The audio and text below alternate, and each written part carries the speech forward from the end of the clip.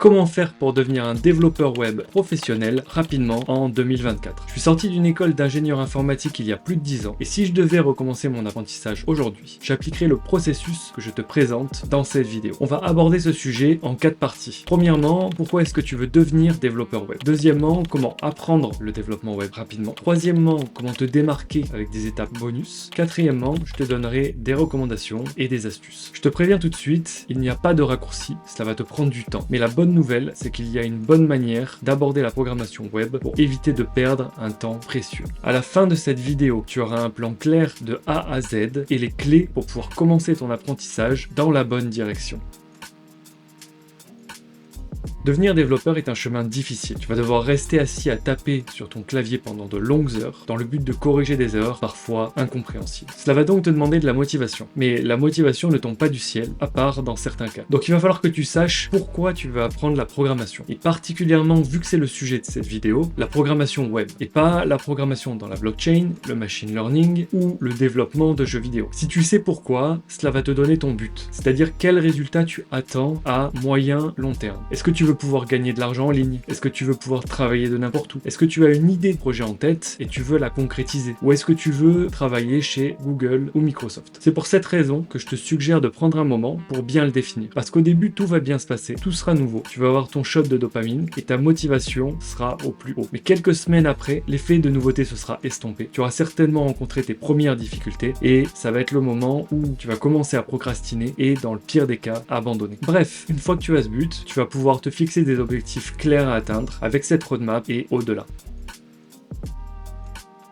C'est difficile de savoir, surtout en tant que débutant, par où commencer au vu du nombre de langages et de technologies disponibles sur le marché. Donc tu risques d'apprendre des technologies qui ne vont pas t'être utiles tout de suite, ce qui va t'éloigner de ton premier salaire de développeur ou du lancement de ta première application. Je t'ai donc créé une roadmap simple que tu vas pouvoir suivre. Elle est orientée développeur web front-end, mais comme tu vas le voir, tu auras les bases pour pouvoir apprendre d'autres langages ou frameworks par la suite. Cette roadmap devrait te prendre 3 mois à temps plein. Je te donne cette durée à titre indicatif. Évidemment, ne te mets pas la pression si tu as besoin de plus de temps. Tu vas commencer par apprendre les bases du web avec l'HTML, le CSS et le JavaScript. Cela va te permettre d'avoir un premier contact avec le monde du développement où tu vas pouvoir t'amuser à afficher des choses dans ton navigateur. Il y a une plateforme qui s'appelle Codecademy avec des cours gratuits sur ces 3 sujets. Je trouve cette plateforme intéressante car tu as un éditeur pour chaque leçon où tu vas devoir écrire du code, ce qui va t'obliger à pratiquer et à ne pas rester passif devant le contenu. Cette étape devrait te prendre 2 semaines. Une fois que tu as les bases du web, tu vas pouvoir apprendre les concepts de programmation orientée objet. Ce cours va être très théorique, mais il est super important, car la programmation orientée objet est une brique qui va te permettre d'apprendre n'importe quel langage orienté objet hyper rapidement. Puisqu'une fois que tu maîtrises ces concepts, seule la syntaxe du langage sera différente. Tu as aussi des cours de programmation orientée objet sur Codecademy avec Python ou Java. Le langage que tu vas choisir n'a pas d'importance, juste veille bien à ce que le sujet du cours soit la programmation orientée objet et non pas le langage en question. Sinon, je te conseille le livre Head First Object Oriented Analysis and Design que tu peux trouver en ligne et qui est super complet. Cette étape devrait te prendre 3 à 4 jours.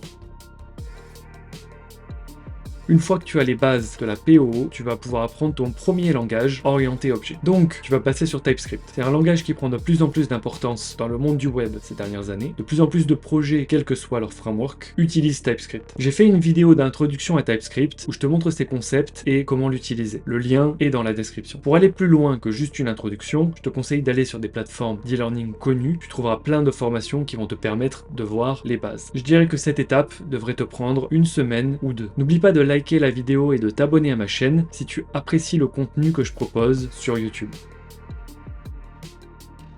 Ensuite, tu vas pouvoir passer à un framework web. C'est la pièce maîtresse de ton arbre de compétences. C'est lui qui va faire le lien entre tout ce que tu as vu jusqu'à maintenant. Il va te permettre de créer des applications web dynamiques rapidement et avec peu de code. Mon avis sur la question est, si je devais recommencer mon apprentissage aujourd'hui, je choisirais Angular ou Vue avec une préférence personnelle pour Angular. La raison, c'est que React est dominant sur le marché des frameworks web. Tous les débutants ont tendance à aller vers ce framework, ce qui se traduit en sortie par une offre de développeurs React sur le marché du travail beaucoup beaucoup plus grande que la demande. Alors que pour Angular ou Vue, il y a beaucoup moins de développeurs, avec c'est vrai, moins de demandes côté entreprise. Et je pense que le ratio est clairement plus favorable à Angular ou Vue qu'à React, car en tant que développeur Angular ou Vue, vous serez beaucoup plus rare. Maintenant, le choix t'appartient, et pareil que pour TypeScript, je te conseille d'aller sur des plateformes d'e-learning pour commencer ton apprentissage du framework de ton choix. Si tu veux voir une introduction à Angular, j'ai fait une vidéo où je te montre ces concepts et comment l'utiliser. Le lien est dans la description. Dans tous les cas, ne te mets pas trop la pression sur le choix de celui-ci, tu n'es pas marié à ton framework et rien ne t'empêchera de changer par la suite. Par contre, une fois que tu l'as choisi et tant que tu ne sais pas l'utiliser correctement, ne change pas. Tu dois être 100% focus sur l'apprentissage de cette technologie pour être capable de l'apprendre rapidement. Cet apprentissage sera plus long que les précédents parce que tu vas devoir réutiliser les concepts que tu as appris précédemment. Donc je dirais entre 2 semaines et 1 mois. Ensuite, il va te falloir un outil qui va te permettre de te passer d'un back-end comme AWS Amplify ou Firebase. Le but, c'est que tu sois en capacité de construire des applications complètes et fonctionnelles sans avoir besoin d'apprendre le back-end. Ce type de services vont te permettre de facilement authentifier tes utilisateurs, pouvoir stocker de la data, etc. Ils sont faciles à prendre en main, même pour des débutants. Et tu trouveras du contenu sur ces technologies, comme d'habitude, sur les plateformes d'e-learning. Je dirais que le temps d'apprentissage va être d'1 à 2 semaines pour que tu comprennes bien comment l'utiliser et comment bien l'interfacer avec ton framework.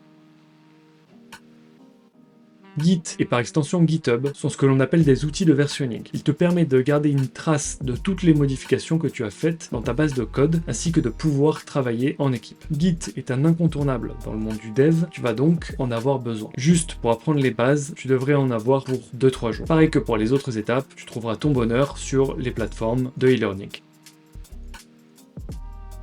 Compétence très importante car l'algorithmique et les structures de données sont vraiment les fondations de la programmation. Il faut que tu maîtrises ces concepts et que tu les aies vus au moins une fois et ce pour plusieurs raisons. Première chose, cela va te donner un gros avantage en tant que développeur car tu vas pouvoir utiliser la bonne structure de données par rapport aux problèmes que tu cherches à résoudre puisque tu connais le fonctionnement interne des structures que tu utilises. Ton code sera donc plus performant en sortie. Deuxième chose, c'est ce genre de questions que tu vas avoir le plus en entretien technique. Donc tôt ou tard, il faudra que tu apprennes ces concepts. Je le mets tardivement dans cette roadmap, car pour moi, il vaut mieux que tu commences à t'amuser avec le code. C'est pour cette raison que je te fais commencer par HTML et CSS. Comme ça, j'évite de te faire apprendre des choses trop théoriques et ennuyeuses au début.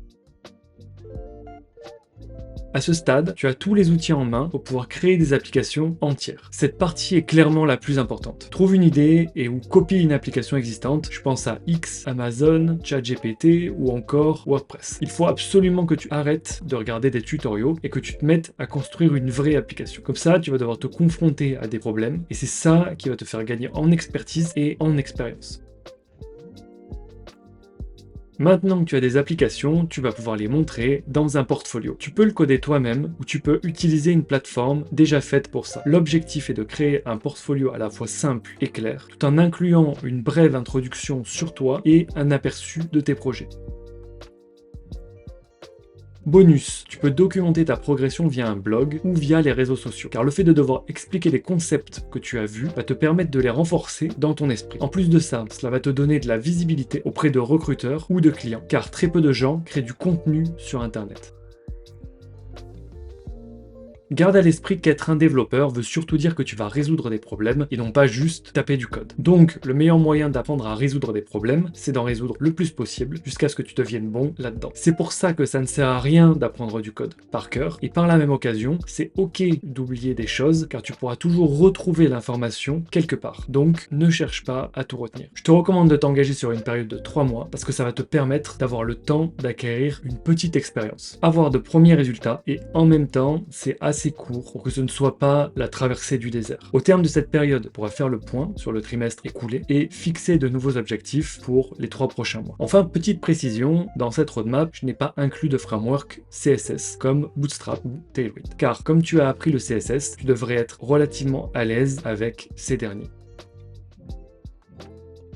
Donc j'espère que tu y vois plus clair avec cette roadmap. Je pense qu'avec cette vidéo, tu as tout ce dont tu as besoin pour commencer à envoyer des CV et ou créer l'application de tes rêves. Fais-moi savoir dans les commentaires si tu souhaites que je développe un point spécifique, je le ferai avec plaisir. En tout cas, je te dis à la prochaine, ciao!